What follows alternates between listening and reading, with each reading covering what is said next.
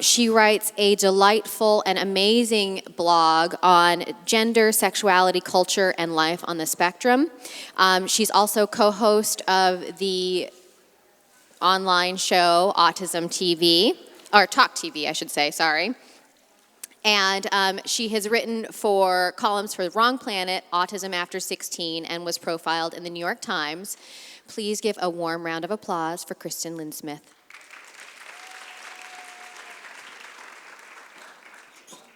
Is this, oh, it does work. Oh, good, okay. So I believe, where did Alex go? Alex is setting up a camera, but, oh, there he is, okay. Alex, I'm just gonna start. Don't worry about whatever this is. Okay, good. So, hi, my name's Kirsten. I'm autistic. I've been in relationships with neurotypical people, autistic people, and people who are neither of those things. And I've also spent several years now working in the autism community, helping various people navigate aspects of life on the spectrum. One of my particular areas of interest is the umbrella of sexuality and human relationships on the spectrum, and how relationships differ in the autism world, and especially how, neurodiversity affects culture and the cultural implications of neurodiversity. So, as a child, I assumed that relationships were something that just happened. Pop culture, cartoons, and such taught me that, you have two main characters, they'll eventually end up together somehow. That romance to me was a product of proximity. I believed that, you encounter your complementary character foil and exist near them until they fall in love with you, and then you live happily ever after, with no effort, forever, if it's a good relationship. I've found that pop culture, cartoons, don't like talking about the boring stuff like how to make a relationship work, or that it takes any work at all. Things like, couples counseling, frustration being normal in relationships, having to work together instead of just coast, are things that aren't really a part of our cultural narrative of relationships. Relationships are hard inherently, and there's no real one-size-fits-all answer or formula for like the perfect couple. So there's no, do this and this and this and everything will be fine no matter what. All relationships are different, but some relationships are more different than others. So that's our topic today. We all know inherently that autism affects relationships. Autistic people often have to work harder than non-autistic people to navigate social situations, social relationships, and romantic relationships. I've found, though, that autistic people can learn to do things that come naturally to non-autistic people through rote memory and effort, though it takes self-awareness and that level of work. Though I also want to say that autistics aren't the only ones with problems in relationships, and it takes two to communicate and two to have a communication problem. I feel that all too often the burden of relationships in neurodiverse couples is placed on the autistic person to understand the neurotypical world, to adapt and communicate better. Whereas really, like Kristen and David Finch were talking about, it's about coming together and understanding each other. Non-autistic people have just as much trouble empathizing with autistic people as autistic people do empathizing with non-autistic people. The burden to communicate correctly is often placed only on autistic people, and I feel this isn't accurate or helpful. And really, I feel that neurologically mixed relationships, romantic or otherwise, can be compared to two conflicting cultures trying to interact. So, while this stuff is hard in relationships between two autistic people, it can sometimes be even harder when only one person is autistic because of this culture clash aspect. It's important for non-autistic people in the autism community to understand that we live in a neurotypical culture. Our dominant society is neurotypical as the normal. And so, that's where, we teach autistic people to adapt to our neurotypical culture. If you're uncomfortable with physical greetings, it's more important to teach kids to shake hands even if it's painful than it is for them to say, oh, I'm not comfortable with handshakes. a lot of the difficulties in empathy in these types of situations are, about these cultural problems. So today we're going to be telling the story of neurologically mixed relationships in 3 chapters. So the first is I'm going to be exploring how neurotype affects social interaction and social culture in general, some traits of both autism and non-autism. Then number 2, getting into how these neurotypes affect more intimate relationships. I'm mostly going to be talking about romantic relationships, but this can apply to parent-child relationships, friendships, coworkers, roommates, people you cohabitate with. And then finally, tools and techniques for navigating these relationships. So first, neurotype and culture, and how these types of traits, can kind of create a culture. So this is something that I first heard as an analogy from Dr. Stephen Shore, if any of you are familiar with him, that he once said that he feels one of the reasons he connected so well with his wife when they first met is that they both knew what it was like to be cultural outsiders, him being on the autism spectrum and her having just immigrated from China. And that really stuck with me, and I thought it was a very apt analogy that they were both cultural outsiders. So we're going to start with traits of autism that affect social relationships.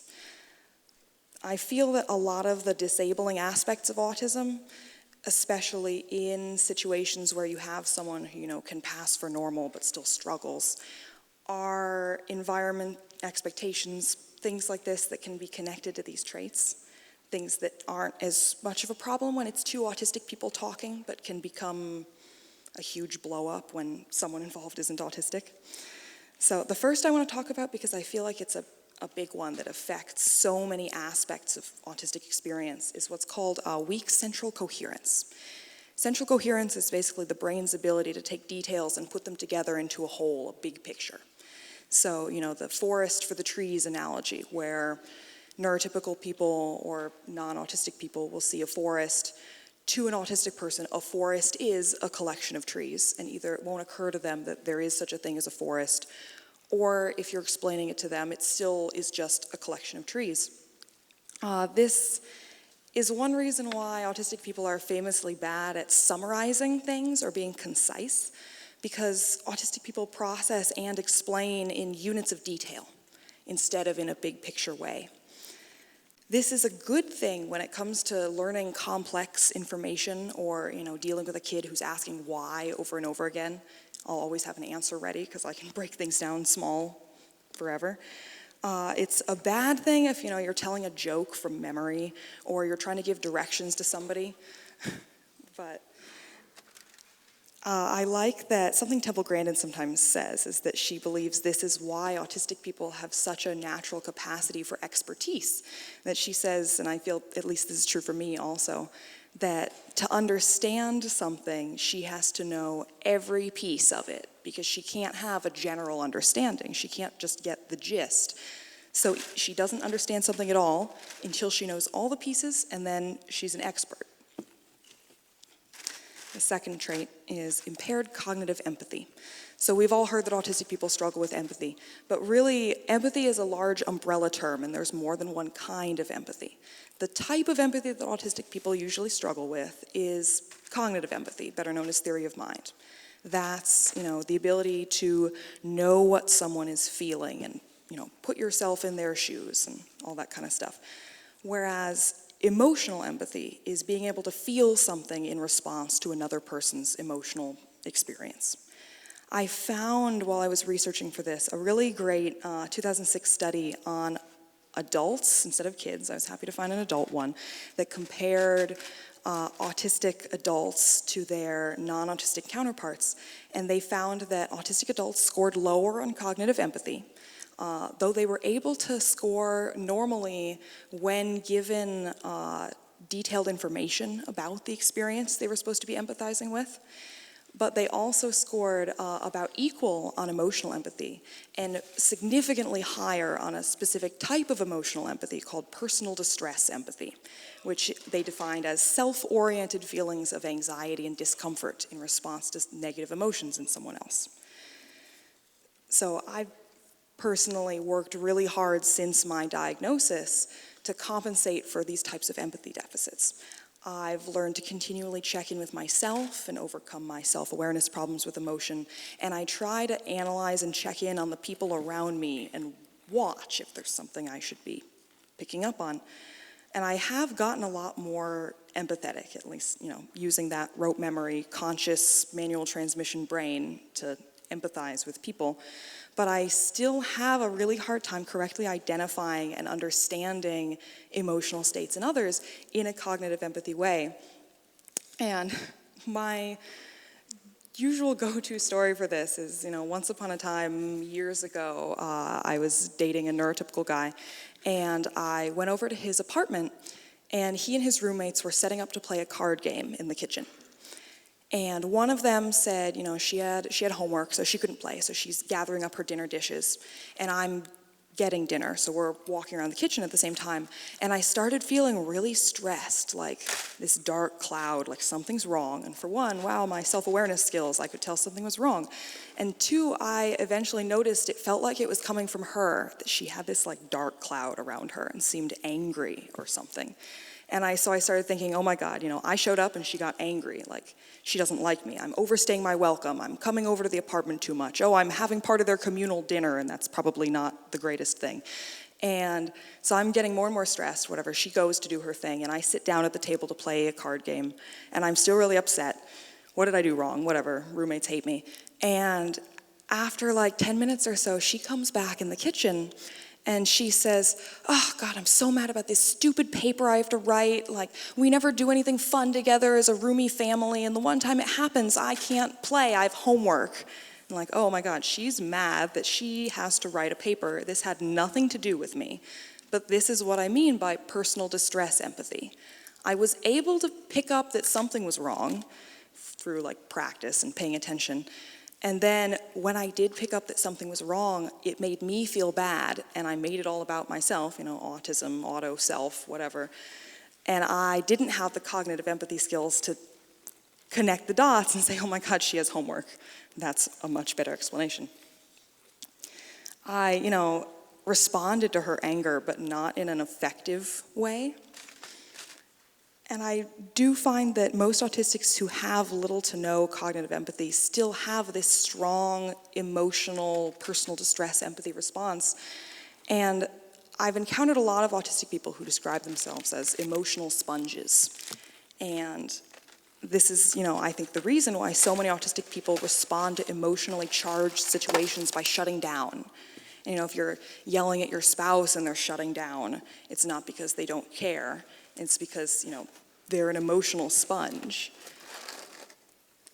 The next trait I want to talk about is lack of self-awareness, which goes into the previous one a little bit. Lack of self-awareness can also play into the, the cognitive empathy one, but it's about, the clinical term for this that I found that I like is alexithymia, which I have all these terms I'm using will be on handouts that will get emailed to you after the conference. So I don't think I wrote that on the slides, but don't worry about how to spell it. But alexithymia is difficulty in recognizing and labeling emotional states in yourself. But I tend to use it to stretch it to physical states in yourself also, because I feel like something that often happens, you'll make a weird face for a long time and not know you're making a weird face, and that's, a lack of self-awareness. A lot of problems that autistic adults encounter, in my experience, including me, is that, this happens in kids too, autistic people won't often notice that they have social problems or sensory problems because of this lack of self-awareness, alexithymia. I didn't know I had sensory problems that were different from normal until I started researching autism. Like, I always knew that I was really sensitive to lights, and my friends who turn up the radio too loud, I would jump and be in pain, but I didn't know that that was abnormal. Then the next one, kind of related to that, is sensory processing differences. Sensory processing differences aren't only about being easily overwhelmed by things that non-autistic people don't think twice about, but sensory issues I find can cause seemingly odd social behaviors and reactions. So not only, wearing what Stephen Shore calls the autism uniform of a brimmed hat, but say someone who jumps when their coworker gives them a friendly clap on the back, or someone who doesn't feel comfortable shaking hands, because for me personally, I've trained myself to do it, I've gotten pretty good at it, but I'm still much more likely to forget someone's name if they tell me their name while they're shaking my hand, because I can't do both at the same time. Shaking someone's hand is very, very overwhelming. Then the next one is perseveration and inertia. I'm putting these together because they're pretty closely linked. How many of you have heard the word perseveration before? Yeah, good. A few years ago, like 5 years ago, no one had heard it, and I like it so much better than the other weird abstract terms people would use to try to describe this, because perseveration encompasses so many different things. It's, the fancy psychiatric term for cognitive looping, which results in fixation, repetition. And then inertia is part of this, sort of. It relates to attention shifting and motor planning difficulties, and we'll get into that later. And the last one is conversation being info-centered. This is one of the most common sources of tension in interactions between autistic people and non-autistic people, I think.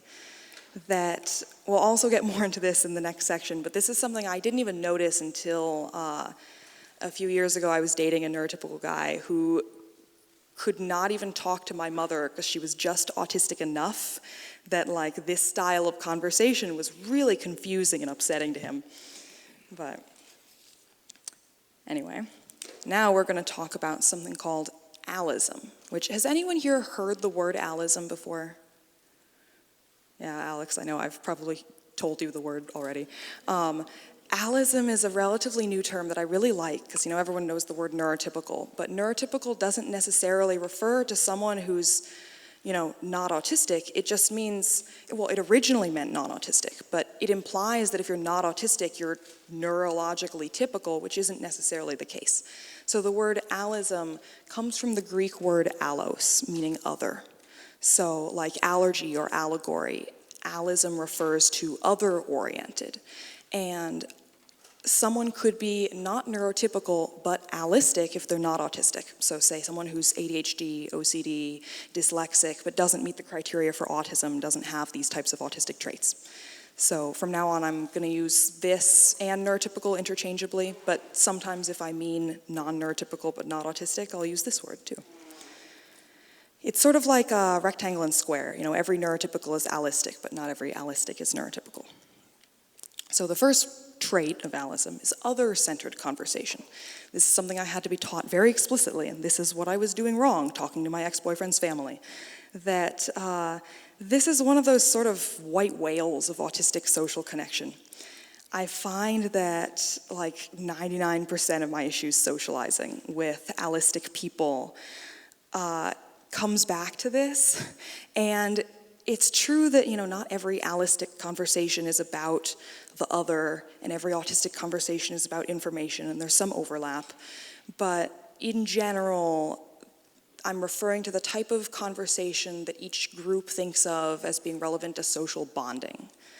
So one thing I notice, and this included me in the past, is that most autistic people don't know what small talk is or what it's for. I did not understand small talk until I read Desmond Morris's book, People Watching, which, again, I have a million handouts that are going to be emailed to you after, but I have a list of resources that includes that book. But that he described small talk as the grooming display. He's a zoologist who writes about people. So, you would say an anthropologist, but he uses a zoology lens. So he describes small talk as, what does he say? Similar to the social grooming process of monkeys and apes, serving to demonstrate vocally our pleasure at the meeting by paying compliments, showing concern, and showing pleasure.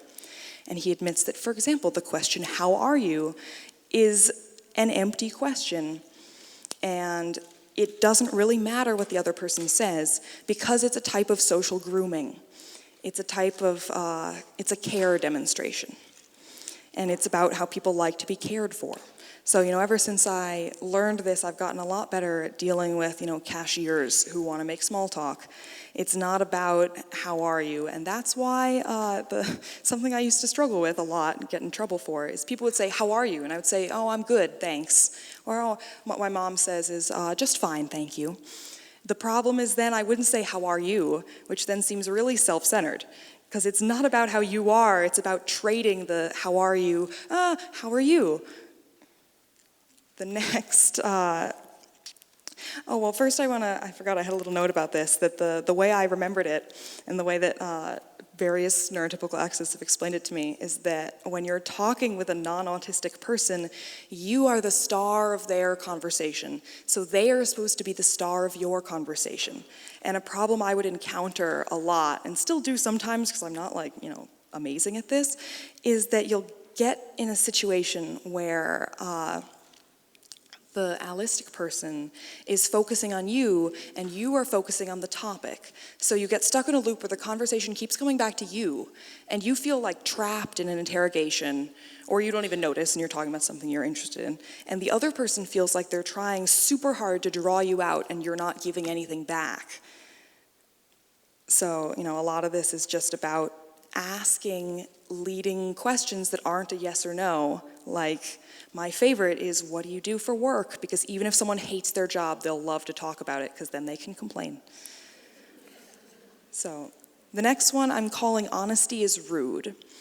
Because another thing that autistic people often don't understand, and that it took me a long time to understand, is why being direct and, blunt. They say that autistic people are blunt to the point of rudeness, so I would say, why is being blunt rude if I'm not directly insulting someone? That Steven Pinker is a psychologist who studies language, who has a really great talk online that's easily Googleable. I think I have it in the handouts that will be emailed.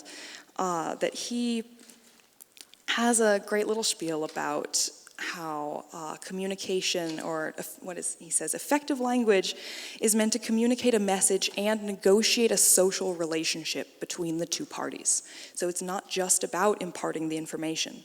It has to be somewhat other-centered because it's a negotiation. That the literal words have to conform to the safest relationship between the two people. So, it's up to the recipient to interpret on their own what the second message is that could threaten the relationship. So for example, this is where if someone offers to get you something, being direct is rude. If your friend says, I'm going to the store, do you want anything? Saying, get me a Diet Coke, or oh yeah, get me a Diet Coke, is rude because it's in order.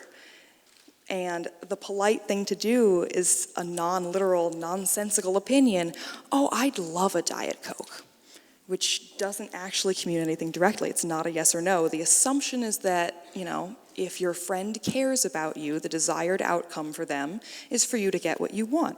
So it transforms an order into a polite, do this, to could you do this? Then the autistic person says, yes, I could. Do you want me to do something? But I saw a great example of this a few months ago when I was doing this talk in an episode of Mad Men. A man says to his business partner, I'd hate to think of you as my adversary, which means you are my adversary, but because we are equals, I can't openly challenge you or that would threaten the safest relationship between them. They have to coexist. The next one is nonverbal signaling is taken for granted. As I have always heard, and probably some or most of you have always heard, everyone always says only 10% of communication is verbal. And I always laughed at this because I didn't want to think I was missing that much. But the more I learn about this and the more time I spend around allistic people, and the more I think it's true. It's tricky though, because even allistic people don't know really what body language means and can't effectively teach it because it's unconscious. That autistic people tend to think of body language as, shrugging or smiling and frowning or turning away when you don't want to talk to someone and stuff like that. But supposedly, according to, neuropsychologists and stuff, it's down to as small as, pupil dilation is picked up unconsciously and given meaning. So a lot of these signals are interpreted unconsciously in a way that autistic people need to consciously learn them to interpret them. Autistic people need to use declarative rote memory for these things that allistic people instantaneously just feel and know. So, since studying this, I've learned, you can look at a couple and know how long they've been together and what their relationship is like just by looking at them. You can know just by looking whether a boy escorting an old woman across the street is helping his grandmother or a total stranger. And these are things that allistic people, even when they're well-meaning, can't always control how they're interpreting. So, the problem that will happen is that even the most well-meaning allistic who knows that an autistic person is autistic will still feel uncomfortable with abnormal eye contact because of that intuitive thing. And a way that one of my neurotypical exes once described it that I thought was really apt was he said that it was like he was a pilot flying a plane, and his whole life his radar had worked fine. He'd never had to question it. But when dealing with me, he had to be consciously overriding his radar all the time. And I thought that was hilarious because he was making himself a martyr when explaining this to me, and oh my God, I have to keep, and I'm like, that's how it is for me with every single person I've ever interacted with. That's just what being me is like. So haha, at least now you get a small taste of it. But personally, I feel this is why disclosure is so important. I'm really, really open about my diagnosis. When I used online dating sites, I would put it in my profile. I'm not like Alex. I don't wait until I know someone. I tell them I'm autistic as soon as possible because I like talking about it, but also because I wasn't diagnosed till I was 19. I know what it's like when people don't know that I'm autistic, and people are much more compassionate when they know, because then they can at least manually override their instincts. If they don't know, they're gonna pick up on something. Even if I'm perfectly monitoring, trying my best, smiling the whole time, being really neurotypical, they'll find something that's a little off. So either they can interpret that unconsciously and go she's aloof, or she doesn't like me, or something. Then when that pings, they can go, oh, that's weird. Oh, it's probably an autism thing. But I personally feel, even though disclosing can come with risks, that it's better to counter those types of innate assumptions that people tend to make. So, then next, I want to talk about how these traits affect relationships, and specifically, more intimate relationships, not just chatting with people. But again, I want to start with traits in autism, the traits that we went over, affecting romantic interactions. And again, a lot of the stuff I'm going over can also be relevant to if you're living with roommates, or dealing with your parents, or whatever, these types of relationships. The first one I'm going to call conversation and emotional support. So information-centered conversation can be very frustrating in an intimate relationship, and especially in a romantic relationship, and especially in terms of providing emotional support. A lot of this is kind of exemplified in what David Finch was talking about, where, why don't you just go to lunch with your dog if you don't want solutions? That I find that in a romantic relationship, it's difficult because the autistic people don't naturally provide that type of emotional support where the person isn't providing any information. I ended up getting in situations where I made every conversation about me, because my default way of empathizing would be the equivalent of, oh yeah, that happened to me once, so I know what that's like, which is super rude. Don't do that unless it's invited. I found that the problem with, the autistic relationships with emotional support is that autistic people either won't recognize when the emotional support is needed, or if they do recognize it or are told, they won't intuitively know how to provide the emotional support. We tend to rely on scripts taken from media or what works for us, like, oh, if I really like when my boyfriend brings over all my stuffed animals when I'm sad, I'll bring my stuffed animals to him when he's sad, and it doesn't do anything for him. And another thing I've noticed, at least in me and a few of the other autistic friends I have, is that the lack of emotional abstraction can provide an attachment to tangible things. So like, oh, my partner's upset with me and I don't know how to support them. I'm gonna shower them with gifts and make them food and stuff like that, which then can backfire if it's seen as shallow. But I once got a comment on my blog like a year or so ago that I found really interesting, and I hadn't thought about it this way, so I try to remind myself of this, that he said, I think he was like a couples therapist or something. He was a therapist that worked with autistic people. He said that autistics seem to volley associated information back and forth as a means of normal conversation. But neurotypicals would never just throw in their 2 cents because that's considered interrupting. Instead, they wait for the cue to participate, which may not happen, which blew my mind because I did not think of throwing in my 2 cents as interrupting. But my, at the time partner who was neurotypical would react that way when I did it. So I'm gonna illustrate this with a story. So, imagine a fairly familiar relationship situation where a man comes home after having a really awful, stressful day. He's been working really hard lately. His boss was talking to him about a promotion, but he got turned down for that promotion suddenly. And on the drive home, he got a flat tire. So he comes home super mad. His wife got home before him, so she's there already. And he starts venting to her about his horrible day. So he finishes, and immediately his autistic wife jumps in saying, oh, I can change your tire. You can sit right there. I'll change the tire. How about I could even talk to your boss for you. Have you talked to your boss about the promotion yet? I'll help you draft an email. How about let's sit down right now. I'll change your tire, and then we'll draft an email together to your boss talking about the promotion situation. So, the man collapses on the couch, sighs, and is even more upset than before. And his wife is confused because, what did she do wrong? She turned an emotion-centered conversation into an information-centered conversation, where the way that neurotypical people, allistic people, have explained this to me is about wanting emotional support for problems that they're capable of fixing. The man is capable of changing his own tire. That's just like a kick when you're down. That wasn't really a problem. And he's capable of dealing with his own work life. He knows his boss. He's probably already talked to his boss, or he's gonna do it tomorrow. He can deal with it. He knows these people. He doesn't need her help. He just wanted an empathetic partner who could validate his feelings. That really, she didn't need to go to all this effort to help. All she had to do was say, oh, that's awful. That must have been so hard. I'm so sorry that happened to you.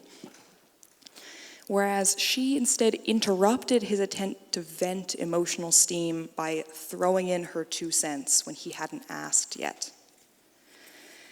It's funny to me how obvious this kind of stuff can be in hindsight, because I, again, always throw in my 2 cents, pretty much literally always. And my past allistic partners would react like I was interrupting, even if I waited my turn and wasn't literally interrupting. I once read a description of this, that it was derailing the conversation. That the conversation is supposed to be about them and their needs, and throwing out your own opinions instead of asking is not a great idea. And it really comes down to something as simple as saying, how can I help? Or do you need help? And if they say no, you just listen. The next trait is back to perseveration and inertia. So perseveration and inertia often cause frustration and confusion in relationships. Say it's more than just a special interest causing problems. It can also be, autistic people being prone to cognitive looping in everything. Conversations, daily habits, washing broccoli, things like that. And the hard part of perseveration is when it is disruptive and damaging to the relationship or your everyday life or the things you need to get done. So one of the most common complaints I find is, the partner who's tired of listening to the same thing over and over again. Oh, my partner won't stop talking about chemistry or whatever. Then the most common problem here is in relation to practical issues where perseveration and especially inertia impact the maintenance of a household and chores. So I'm going to talk about this a little more in the tools sections, but this comes down to, when people live together, they're all expected to contribute to the household fairly equally. And this is where, this can be relevant to roommates, even if you don't have a romantic partner, that juggling everything involved in a household and in your daily life is difficult for someone who struggles with executive functioning and perseveration and inertia and processing problems. Autistic inertia is a little bit like the Newtonian law of the same name. It's about having a hard time starting something and a hard time stopping something you've started. And that can be as small as when I'm really overloaded, I have a hard time moving my body, to, starting a task because lack of central coherence means that it's a million tiny steps, and something that's one step to an allistic person is actually 100 steps that they can't see because their autopilot takes care of those steps for them.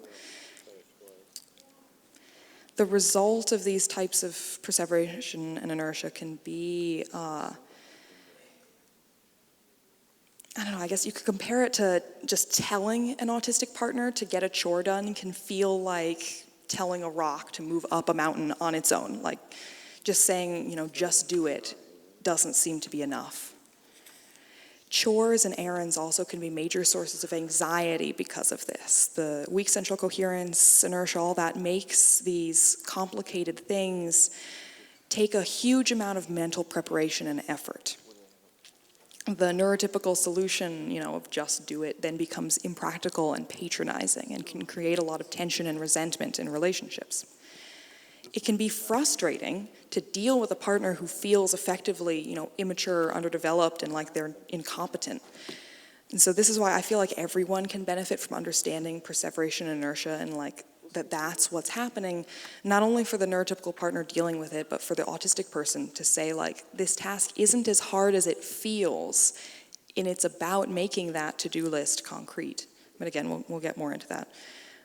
This is something that's also difficult for two autistic people living together, even if it's not a neurologically mixed situation, because you'll get sometimes caught in a loop of, the uncertainty and dauntingness of the task breeds avoidance, which breeds more anxiety, and then you're both anxious and overwhelmed, and in this loop that creates a self-fulfilling prophecy where both people are super afraid of chores. I want to add on the end here that there's a fine line between accommodating and enabling a partner. A lot of the time in relationships where one or both people are autistic, I find that it ends up where one partner is doing almost all the work, and that's not the solution. And next chapter I'll talk more about that. Next, I want to talk about sensory issues. Sensory issues can cause a lot of tension in relationships because they're so hard to understand from the outside. That, they're not constant, for one.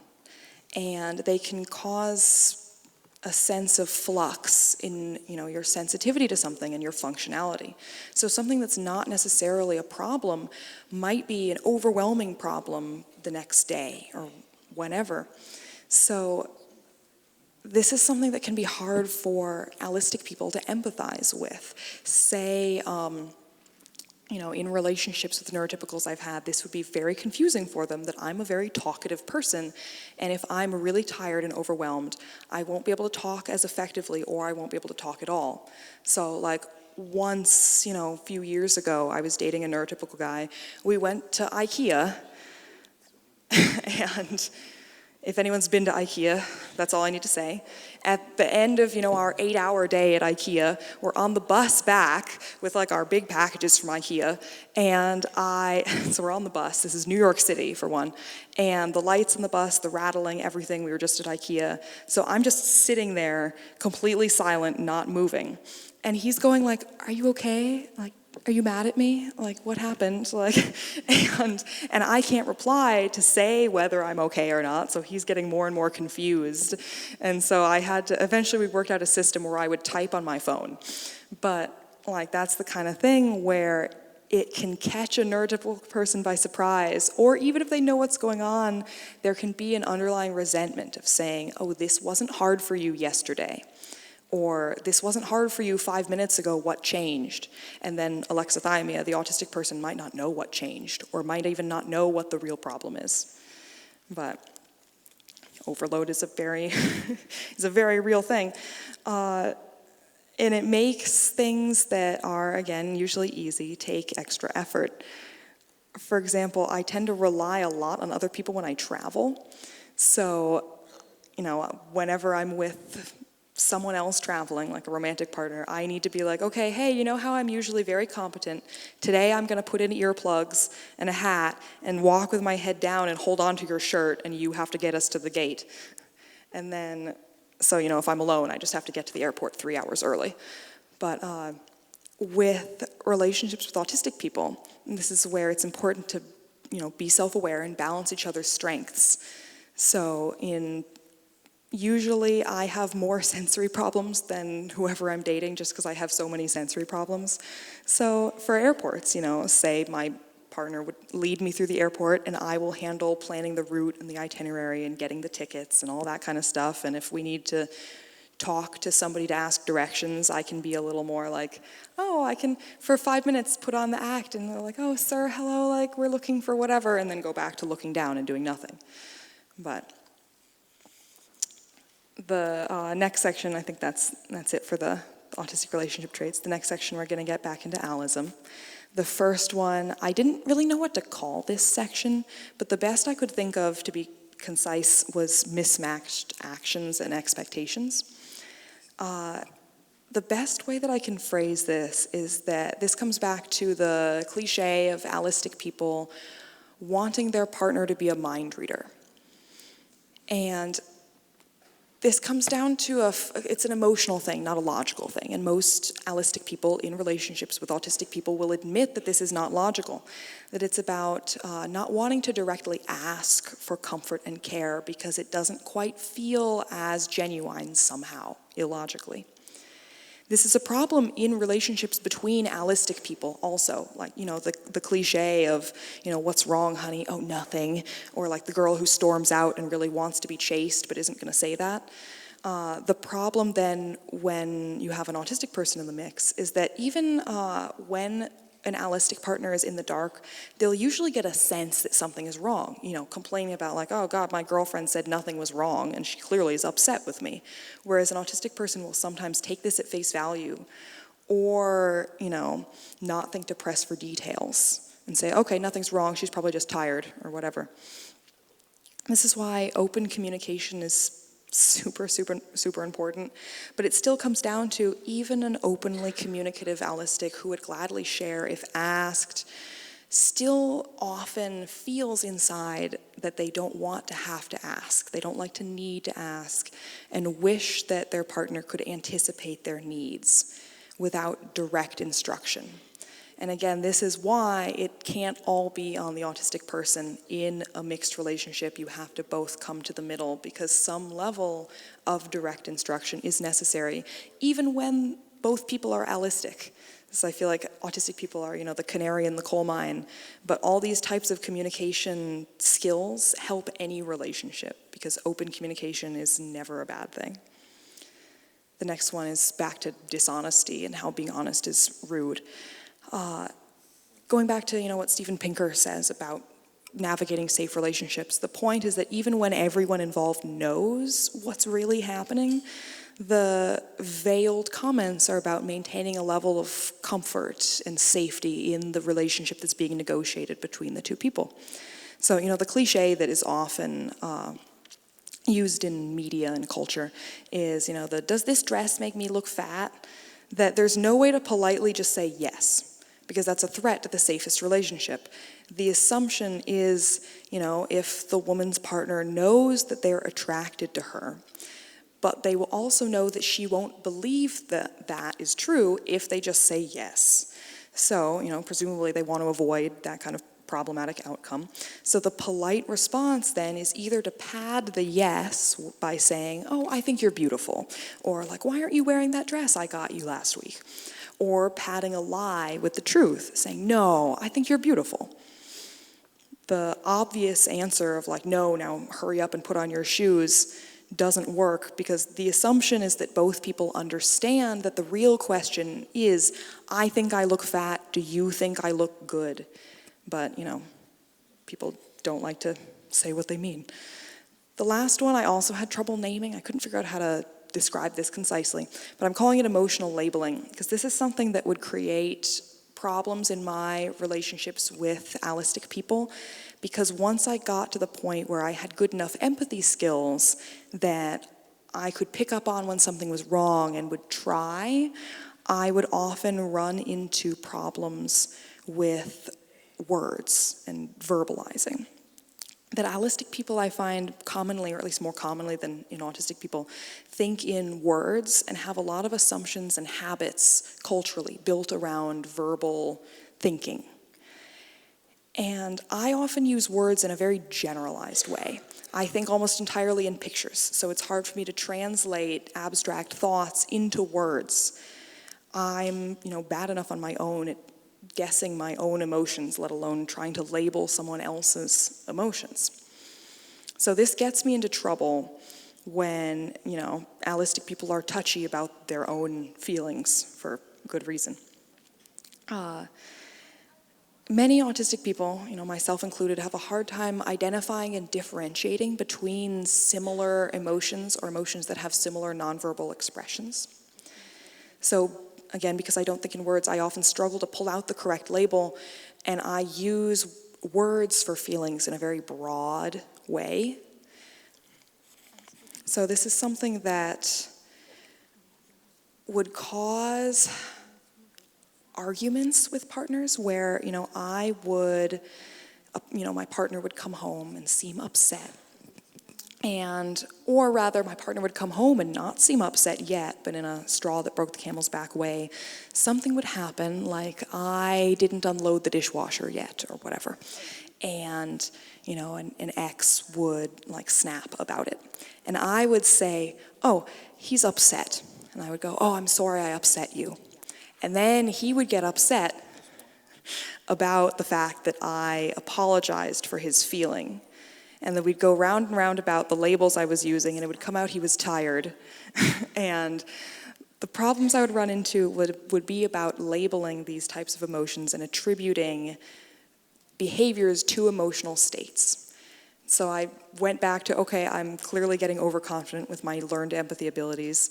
The fallback that I would then use is always asking and saying, hey, are you okay? Or hey, how do you feel? Before I apologize for offending somebody. Because what was it that my ex would explain it to me, that in his family and his friends, and he would say in neurotypical culture, apologizing for offending somebody, that he would see that as a conflict. That he would say, okay, I'm tired and upset because I'm tired, and now I have a potential conflict, where now my girlfriend thinks that she's offended me, and he would then get more upset because he'd focus on diffusing the potential conflict.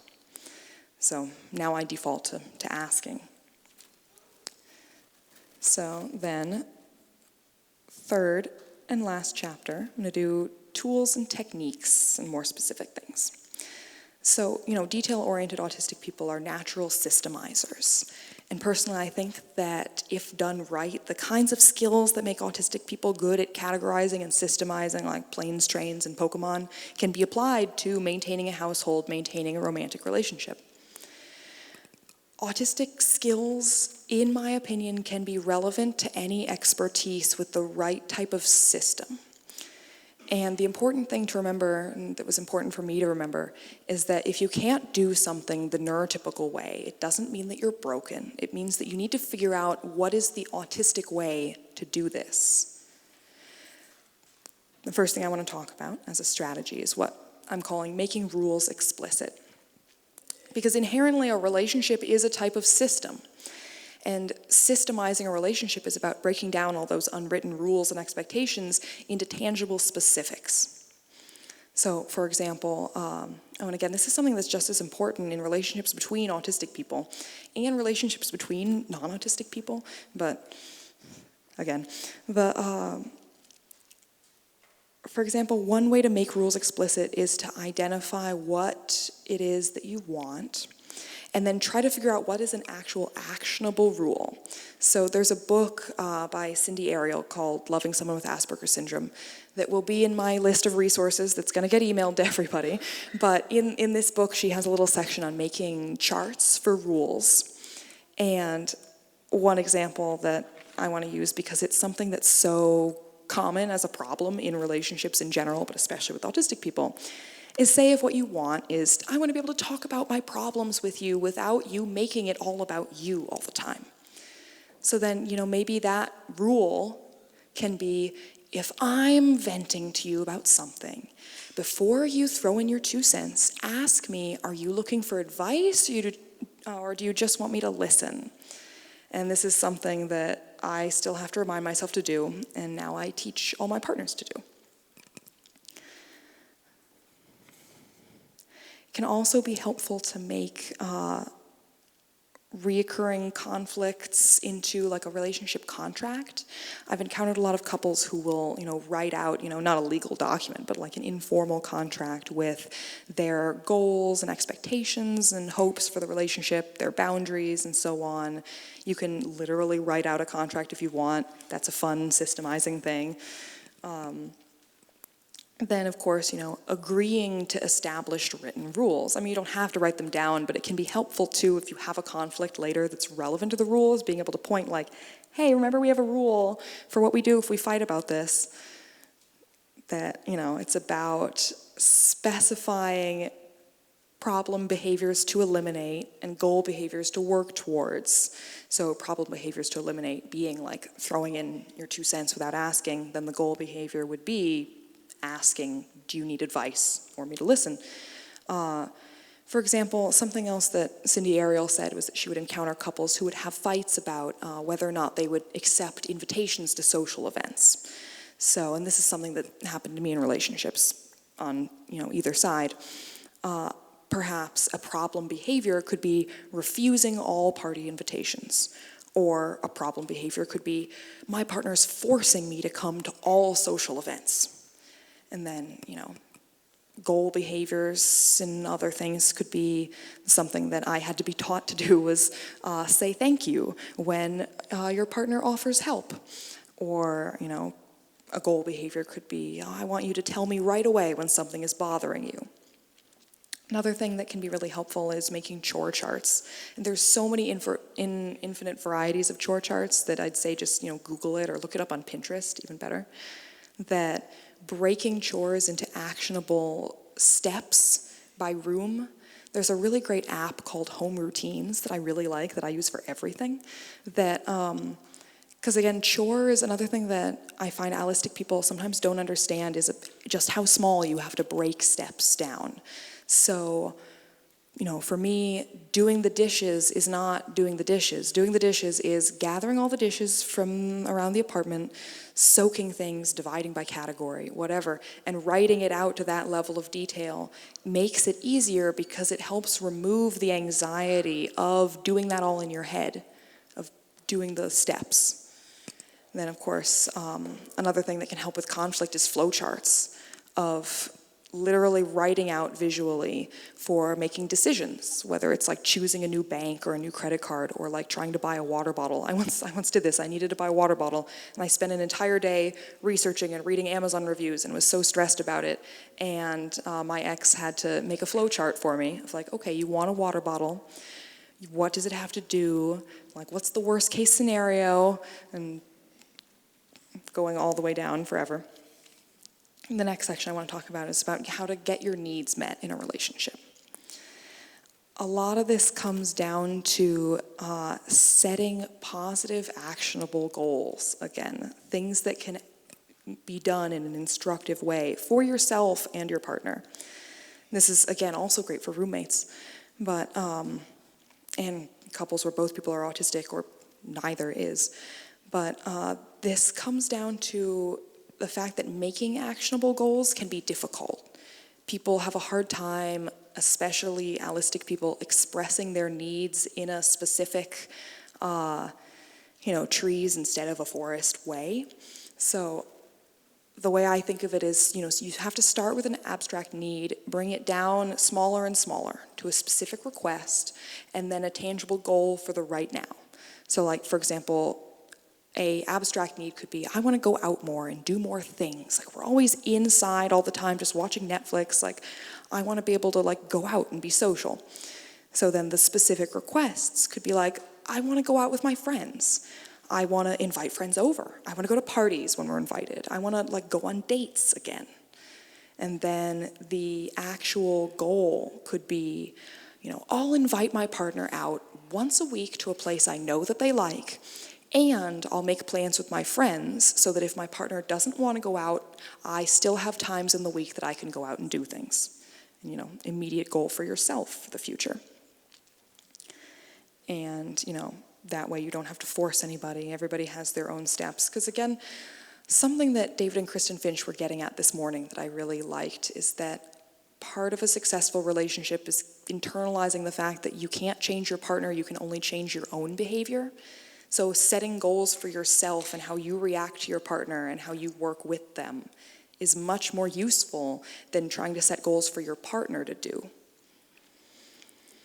Then a skill that I think is very important for anybody, but especially couples in these types of situations, or roommates, or people dealing with coworkers or anything, is something called active listening, which is kind of something developed by people in the mindfulness community, but it's useful for relationships, obviously. The steps for active listening, the first one is mirroring, which is basically repeating what someone said to make sure you understood it. It makes someone feel like you're really listening to them and helps prevent confusion. So that's, if I heard you correctly, you said, whatever, did I get that right? And the second is validation. This is something you can do with anyone, even if you don't agree with them. You can always find something in what they said to agree with or empathize with, and it makes them feel like you're on their side, even if you're not. So, I successfully do this in Facebook arguments with really, really angry, bigoted people. You can always find something. Like, oh, I agree that, something crazy, can be stressful for you, and that does sound unfair, or whatever. Then lastly, empathizing, which I kind of threw that in at the end by mistake, but empathizing is pretty much what it sounds like, is you make a guess at how they're feeling. And so, that must make you feel unappreciated by your child who wants to move out even though they're 30 and you don't want them to. But yeah, that must feel really unfair or whatever.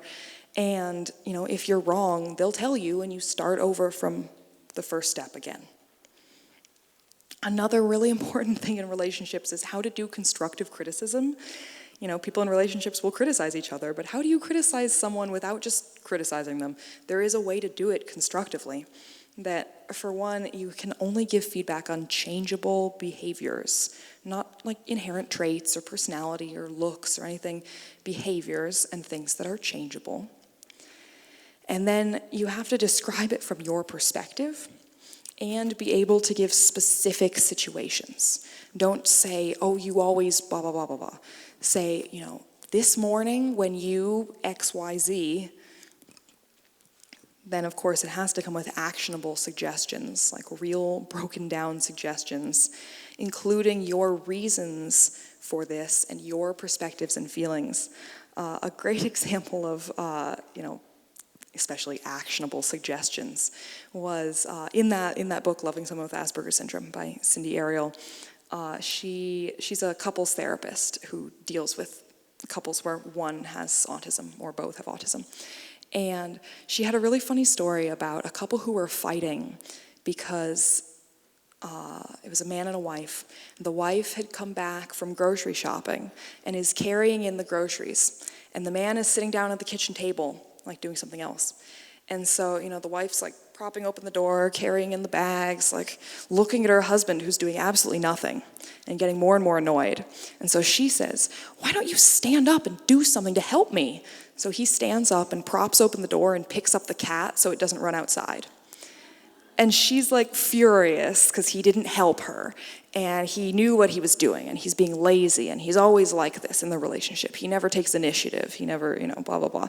And the man is confused because he stood up and did something to help her, and if she had wanted him to help carry in the bags, then why didn't she say that? So, if you're gonna criticize your partner for not taking initiative, you have to be able to give that specific situation and an actionable suggestion, because to be fair, stand up and do something is actionable, but it's not specific enough. The next section I want to get into is self-care and how to do effective self-care. I feel like personally, effective self-care has been one of the best things that I've learned as an adult to be able to function properly, especially in relationships. That, caring for yourself is an essential first step in any relationship. It's like, in an airplane where you have to put the oxygen mask on yourself first before your child or whatever. That, for one thing, never be afraid to share a sensory issue or if you need a break. Then also, this can be difficult as a skill because alexithymia impacts self-monitoring. It can be difficult to track your needs. And one thing that I have noticed is that that's been helpful for me is developing a sensory plan, especially because I live in New York City, which is like one huge sensory violation in every way.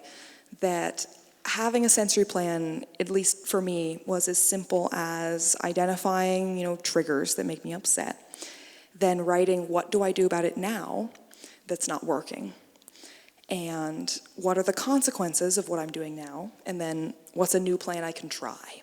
So say a trigger for me to feel uncomfortable and not be as good at work or my relationship or whatever is the noise on the subway. So what I'm doing right now, or when I first moved to the city, this is, what am I doing now was avoidance. I'm gonna stay inside all the time. The consequences was I'm getting nothing done. I'm not going to the grocery store. I'm not hanging out with my friends. I'm not leaving the apartment. And so, okay, new plan, things to try. Earplugs, headphones, stim toys. I carry so many stim toys all the time now.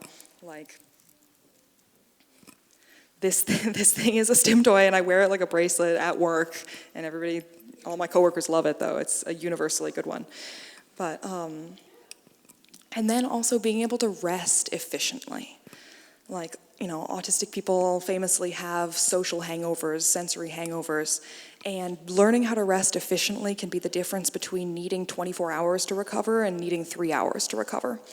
So often for me especially, just because something feels like it's restful doesn't necessarily mean it is. So one thing that I used to do was, I'm gonna sit and play video games for 10 hours, which feels emotionally really great, but by the end of the 10 hours, I'm stiff and in pain and dehydrated and actually not all that well equipped to deal with the world. So resting efficiently is, things that are healthy in a sensory way, or mentally, but you also have to be physically healthy. So I didn't want to clog up time with a list of that, but if anyone wants ideas for resting who has having trouble with it, I have a lot of lists on my Tumblr, which has a link from my main blog, or you can just come up to me after and ask me, and I can email you stuff or whatever. Last section here I wanted to address, because I feel like I can't ethically not address it, is red flags in relationships.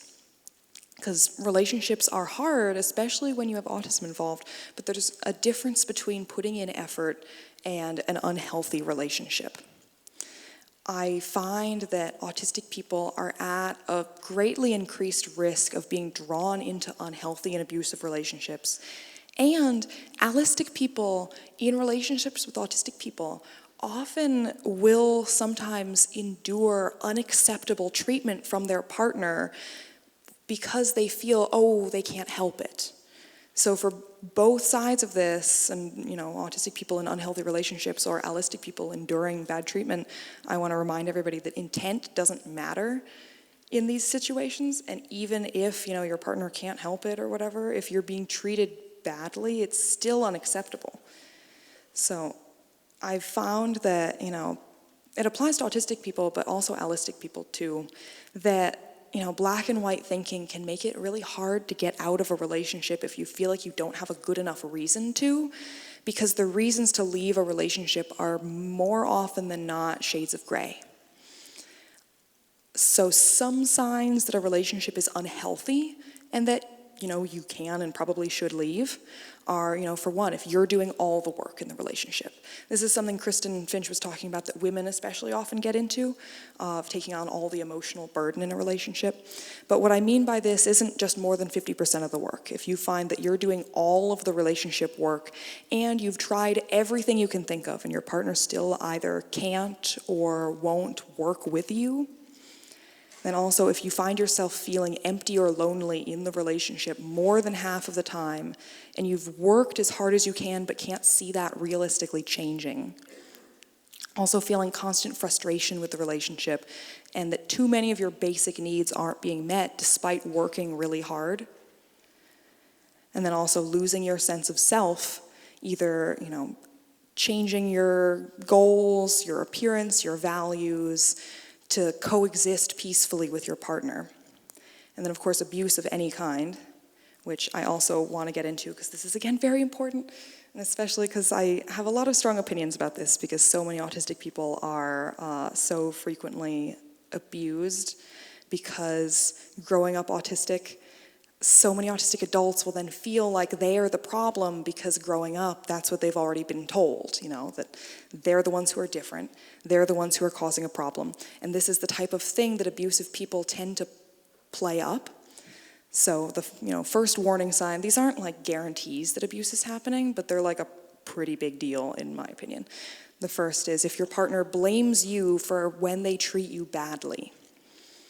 If they blame all of the arguments and relationship problems on you and say, if you did something different, they wouldn't treat you badly. If they tell you that no one else would want you and that, they're the best you can do. If you tell yourself and you find yourself thinking that if only you tried harder and if only you could make them happy, all of the problems would go away. That again, this isn't an exhaustive list, but these are some of the most common things that are present in all types of abusive relationships, whether, physical, emotional, whatever, that people aren't often educated to watch for, and especially autistic people, because of the way that we're raised to question ourselves. So, after all of that negativity, I do want to, go back to some nicer things. Let's first have this nice picture of a puppy and kitten. That while the hard parts of relationships, and especially relationships involving autistic people, are undeniable, how, this takes a lot of work, that it's inaccurate and unfair, I think, that so much of the narrative revolving around autism and relationships is so negative. And I often find that a lot of these resources and books leave out the good parts because they're all self-help guides. That, for relationships between autistic people, if you've grown up a cultural outsider who's never felt like you've belonged, having a person who makes you feel normal, who can share your special interests and share, the obsessive joy of autism, and like someone who knows what perseveration is like because it's probably the best feeling that exists. Someone who you can say, it's a sensory thing, and they intuitively know what that means. And, someone around whom you can drop your monitoring act and not worry of what they'll think are things that make relationships between autistic people probably the closest thing to, coming home when you feel like you're on the wrong planet. Then, for neurologically mixed relationships, I feel like a good neurologically mixed relationship is like puts all those shallow Cosmo cliches about finding your better half to shame. That, for an autistic person, being able to bridge the gap without having to be someone you're not, and having someone who balances your strengths and weaknesses, who accepts your differences and is willing to work with you, who gives you a place to feel like you have a home instead of having to run away from the world, is something that can make, an allistic partner a really good and comforting home to have to connect you with the rest of the world. And for allistic people, having an autistic partner can be a really nice thing. Autistic people have like a single-minded passion and see the world in such a different, extraordinary way. Autistic people are famously super loyal and devoted, sometimes like too much so, but I swear it's a good thing. Autistic partners can be more sincere, someone who, can't play mind games, or, you can see right through them and they're honest to a fault, is very refreshing. And I find that allistic people often describe their autistic partners and friends as an oasis in a really confusing world where everybody has to act all the time. And yeah, again, as we all know, relationships are difficult. Relationships are a constant, never-ending work in progress that two people do together as a team. But they're also really worth it. Everyone grows and changes, especially autistic people. And every relationship is a valuable learning experience, whether or not you live happily ever after. They're all worth it. So, the end. And this is my blog, if you want to read things that I write.